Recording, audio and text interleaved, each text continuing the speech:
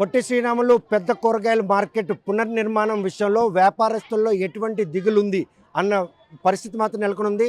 April 15వ తేదీన ఈ వ్యాపారస్తులను అందరినీ కూడా వేరే చోటుకి తరలించి ఈ మార్కెట్ని కూలగొట్టి కొత్త మార్కెట్ని నిర్మించేందుకు మంత్రి తలంపు మాత్రం వారి పట్ల ఎటువంటి భయం నెలకొందన్న విషయం ప్రస్తుతం మనం మార్కెట్లో కొంతమంది వ్యాపారులు అడిగి తెలుసుకుందాం. చూస్తే కనుక ప్రస్తుతం మాత్రం పెద్ద మార్కెట్ పేరుకే పెద్ద మార్కెట్ కానీ వ్యాపారం లేక వ్యాపారస్తులందరూ కూడాను తీవ్రంగా నష్టపోయే పరిస్థితి. గతంలో కూడాను చూస్తే కనుక 2009లో ఈ మార్కెట్ను పునర్నిర్మించినప్పుడు అప్పట్లో షాపులు కోల్పోయిన వారికి పూర్తి స్థాయిలో షాపులు అందించలేనటువంటి అప్పటి ప్రభుత్వాలు ఈసారి ఈ పునర్నిర్మాణ విషయంలో ఇక్కడ ఉన్నటువంటి వ్యాపారస్తులకు అందరికీ మళ్ళీ ఆ స్థలాలు వస్తాయని ఈ మార్కెట్ని తరలించేస్తారట. మరి మీ వ్యాపారాలు ఎలా సాగుతాయి? అదే మాకు ఎక్కడ చోటిస్తే అక్కడ కట్టిసి ఇచ్చేస్తే వెళ్తాం బాబు. మాకు చోటు చూపించే మాకు చదువు చేయబోని మేము వెళ్ళము. అంటే మీ భవిష్యత్తు కోసమే కదా ఇది మరి కడతామంటే కట్టినా అలాగే ముందు సరి పంపించారు, ఎండలో కూర్చోబెట్టారు. కూలోళ్ళకి రోజు 200 ఇవ్వాలి. ఇటు తలవేరు 100 మధ్యాహ్నం 100 ఈ పడత కట్టినందుకు 200 వస్తుందా లేదా అని ఏడుస్తున్నాం. మేము తినడానికి అన్నం లేకుండా చస్తున్నాము. టీకి అమ్మ టీకి చెప్పావా, అమ్మ టీ చెప్పామని అడుక్కుంటాను మార్కెట్లో కూర్చొని. కూలీలు కూలేకపోతే మేము ఎందుకు మార్కెట్లో కూర్చోాలి బాబు? ఒకప్పుడు వ్యాపారం ఈ పెద్ద మార్కెట్లో బాగా జరిగేది ఇప్పుడు ఎందుకు బాబు? మాకు అప్పుడు దిమ్మలు కడిచి ఇచ్చినప్పుడు బంగారము వరంగారు జయమంత గారు కట్టినప్పుడు మాకు ఎలా కట్టారో అలా కట్టించి ఇచ్చిమని బాబు. కింద గొడవము మీద కూర్చోడము మాకు అలా కట్టించిస్తే ఎంతో హ్యాపీగా బతికాము. ఈ మరదలు కట్టలేదు.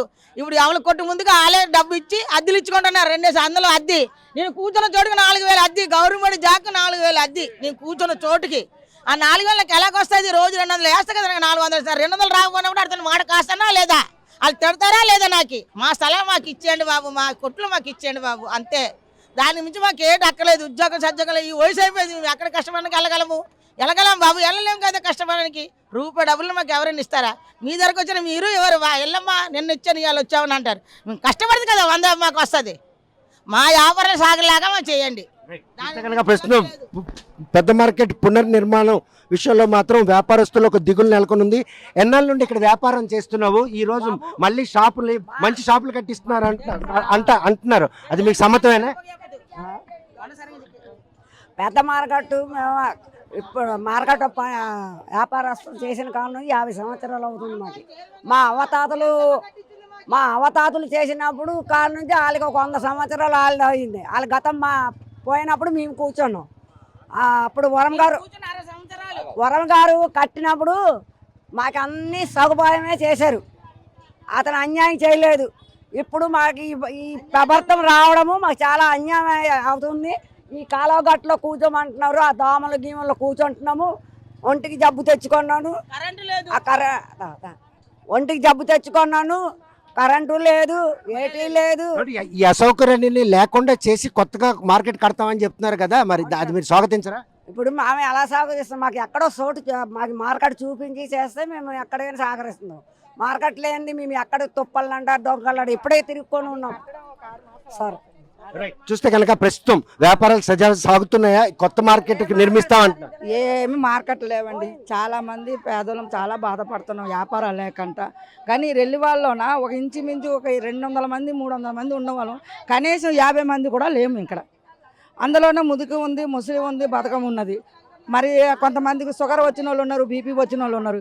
ఈ ఎండ దెబ్బకి వాన దెబ్బకి ఎంతమందో చచ్చారో ఎంతమందో బతికారో మాకే తెలియదు. ఎటువంటి సౌకర్యం లేని మార్కెట్ ని ఒక కొత్త అధునాతన సౌకర్యాలతో మీకు షాపులు కట్టిస్తాం ఇచ్చేస్తే అదే మాకు సంతోషం అంటున్నారు. మరి దాన్ని ఏకమిస్తారా? ఇస్తాం కానీ మాకు ఒక దారి చూపించాలి కదా. ఇప్పుడు 3 మాసాలు అవ్వచ్చు, 6 మాసాలు అవ్వచ్చు, సంవత్సరం అవ్వచ్చు కట్టడానికి.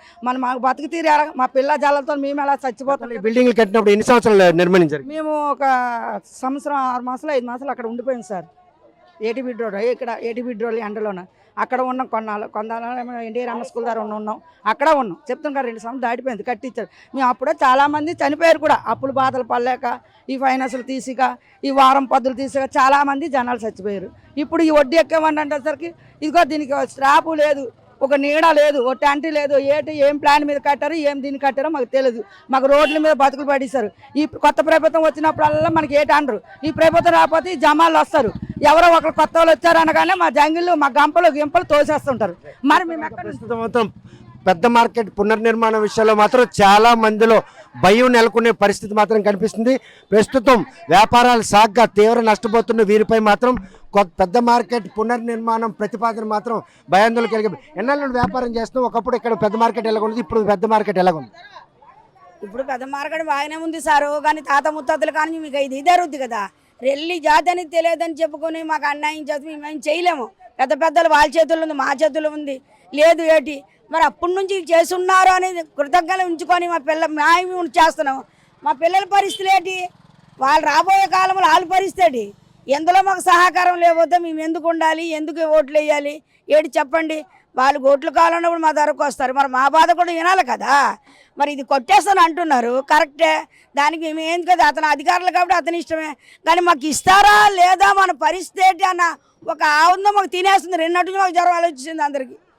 చూస్తే కనుక పెద్ద మార్కెట్ పునర్నిర్మాణం విషయంలో ఉన్న అనుమానాలు మాత్రం నివృత్తి చేసిన తర్వాతే వారికి మాత్రం ఇక్కడ నుండి షాపులు తరలించితేనే మేము సహకరిస్తాం, లేదనుకుంటే మాత్రం షాపుల నుండి తరలే ప్రసక్తే లేదని చెప్పి చెప్తున్నారు. ఎందుకంటే గతంలో కూడా ఈ పెద్ద మార్కెట్ పునర్నిర్మాణం విషయంలో మాత్రం అప్పట్లో భవన నిర్మాణంలో తత్సారం, మరోవైపు లబ్ధిదారులకి ఇక్కడ మళ్ళీ రీఅకామిడేషన్ చేయడంలో జరిగిన నష్టం, ఇవన్నీ కూడా కల్లారా చూసిన వీరికి మాత్రం ప్రస్తుతం వీరికి సంబంధించినటువంటి సమస్యలపై చాలా ఇబ్బందులు ఎదుర్కొనే ఈ మార్కెట్ని తరలించాలంటే మాత్రం చాలా సమస్యలు ఎదుర్కోవాల్సి. ఎన్నాళ్ళ నుండి ఇక్కడ వ్యాపారం చేస్తున్నాయి? ఈ షాప్ తీసేస్తారట కదా ఏప్రిల్ 15 కల్లా?